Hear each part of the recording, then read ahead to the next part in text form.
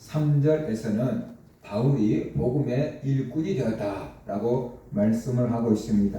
그리고 한 절 건너뛰어서 25절에서는 바울이 교회의 일꾼이 되었다라고 말하고 있습니다. 그러니까 복음의 일꾼이 되었다는 것과 교회의 일꾼이 되었다라는 것을 같은 뜻으로 우리가 볼 수 있어요. 가운데 끼어있는 24절에서는 복음의 일꾼이고 교회의 일꾼된 바울이 복음과 교회를 위해서 어떠한 자세를 가지고 일하고 있는지를 지금 말해주고 있습니다. 바울은 골로새 교인들을 위해 받는 고난을 기뻐한다 라고 말했어요. 사도 바울은 골로새 교회를 위해서 근심했습니다. 골로새 교회는 바울이 직접 개척한 교회는 아닙니다. 그런데 바울은 에바브라를 통해 골로새 교회의 상황을 듣고 이단 사상이 침투했다는 것을 알게 됐어요. 그래서 골로새 교회 성도들의 잘못된 사상에 휩쓸릴까 봐서 걱정했고, 감옥에 갇혀 있는 상황에서도 골로새 교회 성도들의 믿음을 바로잡아 주기 위해서 지금 골로새서를 기록해서 보낸 거다라고 볼 수가 있어요. 그래서 올바른 복음과 신앙을 가르쳐주고 성도들을 위로하고 격려하려고 많은 애를 쓰고 있다라고 우리가 얘기합니다. 골로새 교회를 위해서 받는 괴로움을 기뻐한다라고 했어요. 고난을 기뻐할 사람이 어디 있고 핍박을 기뻐할 사람이 누가 있겠습니까? 그런데 바울은 골로새 교회를 위해서 받는 괴로움을 기뻐한다 그랬어요. 공동 번역에서는 골로새 1장 24절을 이렇게 번역했는데, 그래서 나는 여러분을 위하여 기꺼이 고통을 겪고 있습니다. 그리고 나는 그리스도의 몸인 교회를 위하여 그리스도의 남은 고난을 내 몸으로 채우고 있습니다 라고 번역을 했어요. 그러니까 개역 개정판에서는 나는 이제 너희를 위하여 받는 괴로움을 기뻐하고 라고 번역을 했는데, 공동 번역에서는 나는 여러분을 위하여 기꺼이 고통을 겪고 있습니다 라고 번역을 했어요. 부모가 자녀들을 위해서 기꺼이 헌신하듯이 바울이 골로새 교회와 성도들을 위해서 기꺼이 헌신한다 라고 지금 말하고 있는 겁니다. 이 부모들이 자녀를 위해서 고생을 해도 그것을 고생이라고 생각하지 않는 것처럼, 바울은 지금 교회와 성도들을 위해서 고생을 해도 그것을 고생이라고 생각하지 않는다, 그런 뜻으로 지금 말하고 있다라고 우리가 볼 수가 있습니다. 그만큼 기쁜 마음으로 고난을 받아들이고 그만큼 보람 있는 일로 받아들인다라는 뜻으로 우리가 이해할 수가 있어요. 그래서 기꺼이 나는 교회를 위해서라면 고난을 감당한다, 성도들을 위해서라면 나는 기꺼이 고난을 감수하고 있다라는 그런 바울의 마음, 자세, 태도를 지금 가르쳐주고 있다라고 볼 수 있어요. 그 다음에 두 번째 말하는데, 그리스도의 남은 고난을 그의 몸된 교회를 위하여 내 육체에 채운다라고 말하고 있어요. 그리스도의 남은 고난이라고 했는데 이게 뭘까요? 우리가 그리스도의 고난은 잘 알아요. 그렇죠? 예수님이 채찍에 맞으시고 십자가에 못 박히시고 옆구리 창에 찔리시고 그 다음에 죽으신 거, 그리스도의 고난은 우리가 수없이 들어서 알고 있어요. 그런데 그리스도의 남은 고난이래요. 그리스도가 받아야 될 고난이 남아 있습니까? 그러면 예수님이 자기가 받아야 될 고난을 덜 받고 이제 나머지는 니네가 좀 감당해줘 그리고 우리한테 남겨놓고 갔습니까? 그것은 아니지요. 골로새 1장 24절에서 바울이 언급한 그리스도의 남은 고난은 그렇다면 무엇일까 하는 것이에요.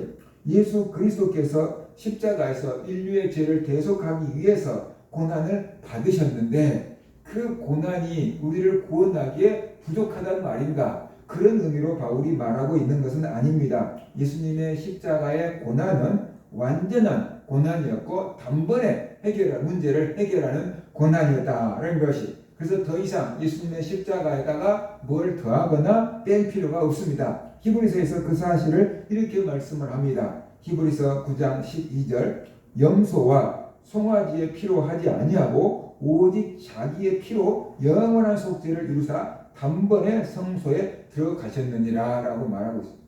구약시대에 하나님 앞에 나가려 그러면은 송아지를 잡거나 염소를 잡거나 양을 잡거나 아무튼 비둘기를 잡거나 이렇게 했어야만 되잖아요. 그러니까 본인이 죽는 게 아니고 송아지나 양이 대신 죽고 내가 죄를 용서받는 거예요. 그런데 그것은 이례적인 거죠.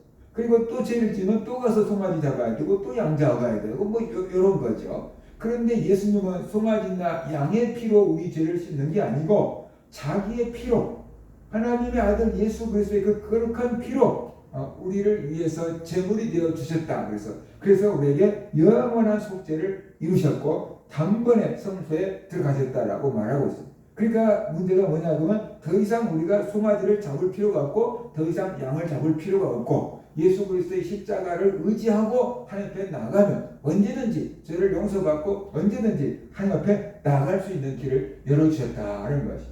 만약에 우리가 예수님이 십자가에서 죽어주시지 아니한다 하면 구약시대처럼 산다고 한다면 우리가 죄를 질 때마다 송아지 가져가야 되고 양 가져가야 되고 그거 잡아야 되고 막 그런 번거로운 일이 생겼을 거예요. 그러면 누가 교회에 오겠습니까? 그죠? 아주 힘들고 복잡한 일이에요. 그런데 예수 그리스도가 십자가에서 죽어주심으로 말미암아서 우리가 더 이상 송아지를 잡을 필요도 없고 양을 잡을 필요도 없고 예수 그리스도를 믿고 십자가의 생을 믿는 믿음을 가지고 아버지 앞에 나오기만 하면 되는 그런 길을 열어주셨다는 것이 히브리서 10장 14절 그가 거룩하게 된 자들을 한 번의 제사로 영원히 온전하게 하셨느니라. 한 번의 제사, 예수님의 십자가의 죽음을 단 한 번 드리는 제사인데 우리를 영원히 온전하게 하셨다. 이례적인 게 아니고 영구적으로 우리를 거룩하게 만드셨다라고 지금 말하고 있어요. 그러니까 예수님이 십자가에서 죽으신 그 고난은 부족한 것이 없는 하나님의 공의를 완전히 충족시키고 만족시키는 고난이었다는 것이. 왜냐 그러면 송아지나 양이 아닌 거룩한 자기의 피를 드렸기 때문이다. 그래서 단번에 영원한 속죄를 이루었기 때문이다 라고 히브리서는 말하고 있어요. 우리가 정확하지는 않지만 히브리서를 기록한 사람이 누구냐 그럴 때 그냥 대부분 바울이요 그래요. 바울 아니다 라는 사람들도 있어요. 바울이다 분명한 것은 없어요. 그럼에도 불구하고 바울일 것이다 라고 추측하는 것이 대부분이에요. 그렇다 그러면 골로새서를 기록한 바울이 히브리서를 기록했다고 볼 수 있는데 골로새서에서는 예수 그리스도의 고난이 남아있다라고 하고 히브리서에서는 예수 그리스도가 완전히 고난을 받았고 우리를 죄에서 단번에 완전히 거룩하게 하셨다라고 말하면 앞뒤가 안 맞잖아요. 그죠? 그러니까 이게 남은 고난, 예수님이 고난을 당할 것을 우리에게 남겨놓고 갔다. 그런 뜻은 아닌 거다라고 우리가 이해를 해야 됩니다. 그러면 바울이 말한 남은 고난은 무엇인가? 그리스도의 남은 고난은 무엇을 생각하고 그리스도의 남은 고난을 내 육체에 채운다라고 바울이 말했을까요? 교회를 위한 바울의 고난, 그것을 얘기하고 있다라고 말하고 있어요. 복음 때문에 바울이 핍박받는 그 어려움, 그것을 남은 고난이다라고 지금 얘기하고 있는 것으로 볼 수 있어요. 바울은 자신이 복음을 전파하다가 여러 가지 핍박을 당하고 고난을 당하고 어려움을 당했다라고 말하고 있어요. 그것을 아마 그리스도의 남은 고난이다라고 표현을 한 것 같아요.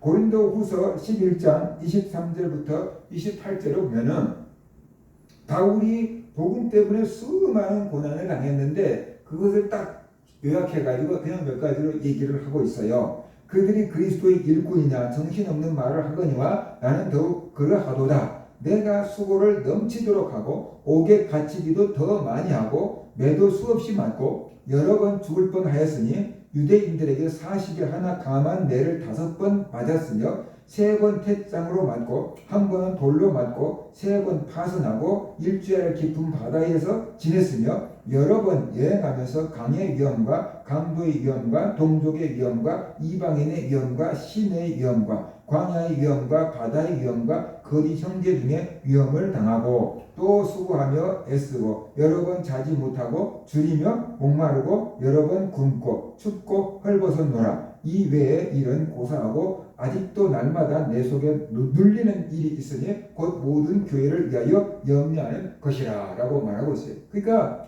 바울이 복음 때문에 이렇게 많은 고난을 당했다. 글로 하니까 몇 절 안 되지만 그것을 계속 몸으로 다 고난을 겪어온 사람에 의한다 그러면은 얼마나 힘든 시간을 보냈을까 하는 것을 우리가 볼 수가 있어요. 바울은 고난 복음 때문에 감옥에 갇히기도 했다. 옥에 수없이 많이 바울이 갇혔어요. 옮겨 다니면서 계속 재판받고 있었으니까 매도 맞았다라고 지금 말하고 있어요. 40에 하나 감한 매를 맞았다. 유대인들의 법에 의하면, 모세의 법에 의하면 유대인들이 나쁜 죄를 지었는데 매를 맞는 벌을 받으면 39대까지만 때리게 돼 있어요. 40대를 때리면 안 되게 돼 있어요. 사람을 인격을 완전히 짓밟는 거라고 생각을 했어요. 그래서 39대가 최고의 형벌이었던 거죠. 근데 바울은 이 40에 하나 감한 매를 어떻게 돼요? 5번이나 맞았다. 우리말로 하면 곤장을 39대씩 맞는 그 곤장을 5번이나 맞았다라고 지금 말하고 있으니까 볼기짝이 남아있을 것도 없을 거죠. 뭐 그렇게 많이 맞았다라고 지금 말하고 있어요. 그 다음에 이렇게 3번은 태장으로 맞았다라고 해요. 태장. 그러면 이 태장이 뭔가를 찾아보면은 로마 시대에 사람들이 이제 그 내리는 형벌이었는데 가죽끈 끝에 동물의 뼈나 이 철을 이렇게 달아놨대요. 그래서 그걸 가지고 팽이치듯이 사람을 이렇게 내리치면은 이게 가죽끈이 사람 몸에 휙 이렇게 감기잖아요. 그러다가 잡아당기면 쭉 풀리는데 그럴 때 동물의 뼈나 이 쇠붙이가 사람의 살점에 박혔다가 쭉 찢어지면서 이렇게 그냥 살까지 다 벗겨지는 그런 형벌이었는데 로마 사람에게는 원래 이걸 내리지 않았대요. 근데 바울은 이것을 3번이나 맞았다라고 지금 말하고 있어요. 태장으로 3번은 태장으로 이렇게 맞았다고 그랬잖아요. 그러니까 채찍을 한번 칠 때마다 채찍에 있는 그 가죽끈이 몇 개나 됐을 거니까 거기에 동물 가죽이든 쇠붙이든 갈고리 같은 것들이 붙어 있는데 이게 치고 끌어낼 때마다 살점이 찢어 나가고 살점이 찢어 나가고 그런 것을 3번이나 맞았다는 거야. 3대 맞았다는 게 아니고 여러 차례 맞았는데 그걸 이렇게 몇 대를 여러 대를 맞았을 텐데 그걸 3차례나 맞았다는 거예요. 그러니까 바울의 몸에는 여기저기에 상처투성이고 흉터 다 났을 거다라고 우리가 추측을 해볼 수가 있는 거죠. 그런 것을 3번이나 맞았다. 또 돌에 맞았다. 바울이 돌에 맞았잖아요. 사람들이 죽은 줄 알고 뇌불을 봤는데 바울이 또 일어났잖아요. 얼마나 많이 돌로 맞았으면 사람들이 쓰러져 있는 것을 보고 이제 죽었다 하고 갔을 거예요. 근데 바울이 또 살아났거든요. 유대인들이 하나님을 모독하면 돌로 쳐서 죽이잖아요. 바울 돌을 맞은 거예요. 이렇게 복음 전하다가 웅태 같은 말 한다고. 그런데 돌로도 맞았다라고 지금 말하고 있어요. 그리고 그뿐만 아니에요. 배가 파선해서 복음 전하러 배 타고 다니는데 비행기가 없으니까 배 타고 복음을 전하러 다니는데 배가 파선 부셔져 가지고 풍랑을 만나 부셔져 가지고 일주일을 깊은 바다에서 지냈다. 해도 달도 보이지 않는 상태에서 죽을까 각오를 하고 살았던 경우도 있고요. 강도를 비롯해서 강도 당하기도 했나 봐요. 바울이. 옛날에는 이게 안전이 보장되지 않잖아요. 해외 사람들이 우리나라에 와서 놀란대요. 치안이 이렇게 잘 돼 있는 나라가 없다 그런대요. 밤중에도 아무튼 뭐 물건을 놔두고 가져가지도 않고 왜냐면 사방천지에 CCTV가 있으니까 그러니까 자기 나라 같은 거 그냥 훌라 가져가 버리고 없는데 그러니까 이렇게 치안이 잘 돼 있는 나라가 없다는 거죠. 섬이 많은 나라에 가서 보니까 나쁜 짓을 하고 섬으로 숨어버리면 경찰들도 못 찾는데 섬이 하도 많으니까 어디 섬에 숨어있는지 모르니까 찾지도 않는데요. 근데 우리나라는 어떻게 돼요? 삼면이 바다니까 도망갈 데가 없어서 다 잡아. 저 위에는 북한이고 삼면은 바다니까 갈 데가 없어서 다 잡아 오는 거죠. 근데 바울이 이방인 지역을 돌아다니면서 복음을 전했잖아요. 그러니까 그런 데는 오늘날처럼 그렇게 치안이 제대로 갖춰지지 않았겠지요. 강도도 많았겠지요. 그러니까 강도의 뭐랄까 위협을 당하기도 하고 자기 동족들이 또 이단이라고 막 그냥 핍박하기도 하고 이방인들은 또 저것이 우리도 듣도 보도 못한 소식을 전한다고 유대교를 전한다고 또 핍박하고 그래서 많은 사람들에게 위험을 당했다라고 말하고 있어요. 그리고 이 뭐라고 얘기하냐면 광야의 위험, 바다의 위험, 거짓 형제의 위험을 당했다라고 말하고 있습니다. 잠도 자지 못했지. 감옥에 갇혀서 배를 맞아서 아파서 잠도 못 잤을 수도 있고 주의를 하느라고 잠도 자지 못하고 잠잘 겨를도 없이 주의를 했을 수도 있고 잠도 자지 못했고 먹지도 못했고 마시지도 못했고 헐벗었고 추워서 떨었다라고 말하잖아요. 지하 감옥에 가다 놓으면 어떻게 돼요? 춥잖아요. 그렇죠? 손영원 목사님이 감옥에 계속 일제시대 때 그 감옥에 계속 갇혀 있었는데 소원이 뭐냐고 그러니까 따뜻한 숭늉 한 그릇 마시고 싶다 그랬대요.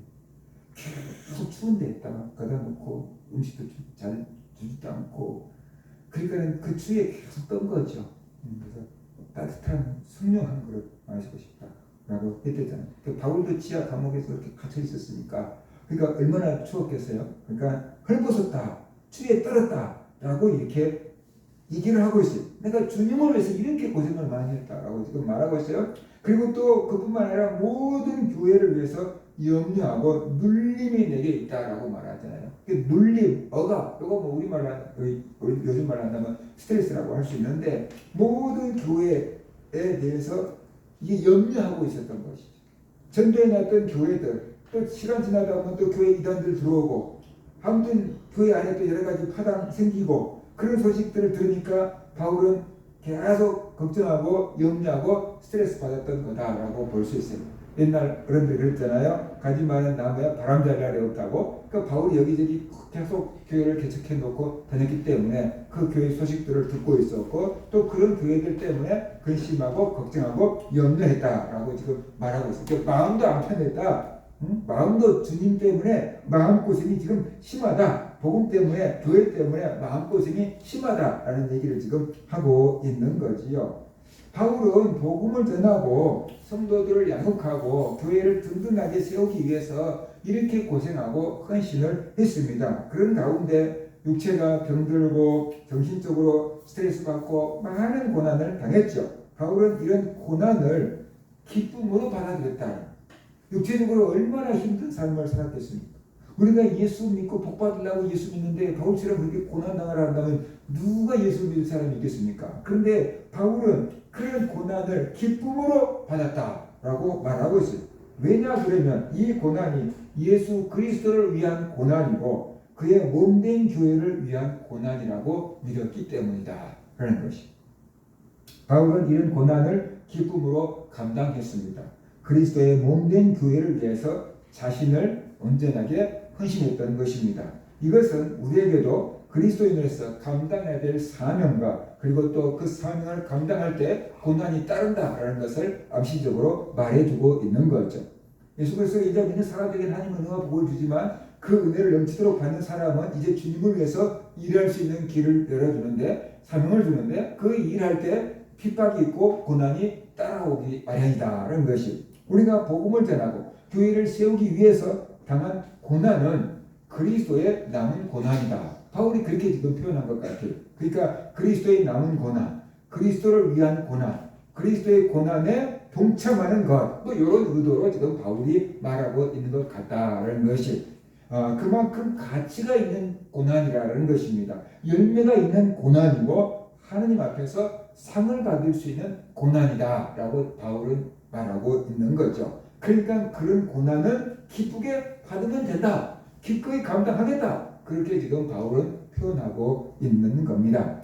보통 사람은 이런 마음을 가질 수가 없습니다. 바울이기 때문에 이런 마음을 가진 것입니다. 바울은 어떻게 이런 마음을 가질 수 있었을까요? 바로 성령 충만했기 때문에 가질 수 있었던 마음이다라는 것이. 베드로가 성령 충만 받기 전에는 주님을 모른다고 막 부인하고 도망치잖아요. 그런데 성령 충만 받은 다음에 어떻게 돼요? 매를 맞으면서도 그죠? 대제사장 앞에서도 나는 너희들 말보다 하나님의 말씀을 듣는 게 더 옳다. 내가 보고 듣는 것을 말하지 않을 수 없다. 라고 이렇게 당당하게 얘기하잖아요. 그러니까 성령 충만하지 않으면 무서워서 숨고 도망칠 수밖에 없는데 성령 충만하면 그 두려움을 이길 수 있는 그 힘이 용기가 생기게 된다라는 것이. 그렇기 때문에 바울이 이렇게 고난을 기뻐할 수 있었던 거다라고 볼 수 있습니다. 그 다음에 그만큼 하나님을 사랑했기 때문이다. 사랑은 위대한 힘을 갖는 것입니다. 그래서 옛날에 그런 말 있잖아요. 여자는 약하다. 그러나 어머니는 강하다. 그러잖아요. 여자 한 사람으로서는 약해. 그런데 아기를 살리기 위해서는 엄마는 어떻게 돼요? 엄청난 용기를 낼 수가 있는 거죠. 자기 한 목숨 살기 위해서는 여자는 무섭고 두렵고 도망칠 수밖에 없어요. 그런데 아기를 지켜야 될 때는, 엄마가 됐을 때는 그냥 그 누구도 무서워하지 않고 애를 지킬 수 있는 게 엄마잖아요. 그러니까 여자는 약하지만 어머니는 위대한 거죠. 그게 사랑은 이렇게 위대한 힘을 발휘하게 하는 거죠. 바울이 하나님을 사랑했기 때문에 하나님을 위해서, 예수님을 사랑했기 때문에 예수님을 위해서 받는 고난을 기쁘게 받을 수가 있었던 거다. 이런 거죠. 우리가 하나님 일을 하더라도 하나님을 사랑하고 예수님을 사랑하고 그 은혜를 알면은 우리가 하나님의 일을 기쁘게 할 수 있어요. 근데 그 은혜가 식어지면은 이게 이제 굉장히 무거운 짐이 되는 거예요. 그러니까 봉사하는 것도 중요하지만 은혜를 받아가면서 봉사를 해야 되는 거죠. 은혜를 받아가면서 봉사를 하면은 내가 계속 에너지가 채워지니까 일해도 괜찮은데 밥도 안 먹여주면서 계속 일을 시키면은 배고파서 못하잖아요. 아침 일찍부터 나가서 현장에서 일하시는 분들 있잖아요. 그분들은 그냥 세차 먹고 점심 먹고 이런 식으로 빨리 먹어야 일을 하잖아요. 그처럼 우리가 교회에서 일할 때도 은혜를 받아가면서 봉사해야지 영적으로 에너지가 딸리지가 않는 거예요. 근데 은혜 받지 않은 거 계속 봉사만 하다가 하면은 내가 영적으로 채워진 게 없는데 계속 내뱉기만 하면은 나중에는 힘이 빠지고 공허해지게 되는 거예요. 그 지쳐버리게 되고 탈진 현상이 오게 되는 거죠. 그러니까 우리가 은혜를 받아가면서 하나님을 사랑하고 예수님을 사랑하는 마음으로 우리가 봉사해야만 된다는 것입니다. 그만큼 우리가 하나님을 사랑하는 게 중요해요. 그 다음에 그만큼 교회를 사랑하기 때문에 그래요. 부모가 자녀를 사랑해서 수고를 해도 기쁨을 할 수 있는 것처럼 바울은 교회를 사랑하고 성도들을 사랑했어요. 그래서 그리스도의 고난을 자기 몸에 채운다. 그것을 기쁨으로 맞이할 수 있다라고 지금 말하고 있는 겁니다. 왜 바울은 이런 말을 하고 있을까요? 내 수고를 알아달라고 사람들한테 인정받으려고 지금 이런 말을 하고 있을까요? 바울이 교회를 얼마나 사랑하는지 알라는 것입니다. 그리고 바울이 진심으로 교회를 위해서 하는 권면을 받아들이라는 것입니다. 이단들은 교회와 성도들을 위해서 자기를 희생하는 게 아니고 교회와 성도들을 이용해서 자기가 신격화되고 자기가 하나님처럼 되고 존경받고 높임받으려고 그래요. 그런데 바울은 그게 아니고 교회를 해서 자기 몸을 다 내어주고 있고 하나님만 영광 돌리고 있으니까 교회를 향한 자기의 사랑을 알아달라. 이단들의 말을 듣지 말고 바울의 권면을 들어달라라는 그 얘기를 지금 하고 있다라고 볼 수가 있어요. 골로새 교회 성도들도 바울처럼 그렇게 사랑의 마음을 가지고 교회를 위해서 헌신하고 봉사해달라라는 그런 요청이기도 합니다. 내가 교회를 위해서 이렇게 헌신하고 봉사하니 여러분들도 그런 마음과 자세를 가지고 교회를 위해서 헌신하고 봉사해 주십시오 라고 하는 그런 모델로 자기 자신을 제시하고 있기도 하다는 것입니다. 복음의 일꾼이 된다는 것, 교회의 일꾼이 된다는 것은 사람 편에서 보면 영광스러운 것입니다.